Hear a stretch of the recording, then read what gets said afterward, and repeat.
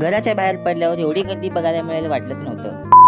नमस्कार राम राम मंडळी, मी प्रेम. आज आम्ही करणार होतो फोटोशूट. ब्लॉग मध्ये तोंड दाखवताना बघा कसं तोंड दाखवायलंय. जाता जाता एवढी कशाला गर्दी लागली ते बघण्यासाठी थांबलो होतो. मग नंतर कळालं कोणीतरी सुसाईड केली होती. सोलापुरात फोटोशूट करण्यासाठी एकच जागा आहे, ते म्हणजे गणपती घाट. पहिला आलो मंदिरात, पहिले दर्शन करून घेतलो, मग फोटोशूट करा म्हणलं. पहिल्यांदा कोणीतरी विमान पाहताय म्हणताना त्याचा व्हिडिओ शूट करा म्हणलं. हे असले एडे चाळे करायचं कुणाचं शिकलाय का माहिती. मंदिरात आलो आणि महाप्रसाद खाल्ला नाही असं कधी झालंय. पटपट सगळेजण जेवून घेतले, मग निघालो गणपती घाटकडे. आणि परत कॉलवर बिझी राहिला तर याचा एक पण फोटो काढणार नाही म्हणून धमकी देतोय. हा आमचा फोटोग्राफर मित्र होता. स्टंट कसं करतात मला शिकवत होता. या एका कुत्र्याचं शूट करण्यासाठी चार जण आले होते. बाकीच्यांचं फोटोशूट होस तर मी थोडं टाइमपास करत बसलेलो. लोक फोटो काढण्यासाठी आम्हाला सांगत होते. यावेळेस आम्ही पहिल्यांदा कोणाला तरी सांगितलं होतं याला एक पोज पण देता येत नाही आणि व्हिडिओ तर ह्याला खूप करायचे असते. एवढ्या ट्रॅफिक मध्ये पण गाडी वाकडे तिकडे चालवत होते. 100% माझा मोबाईल पडणारच होता आणि पडता वाचलं.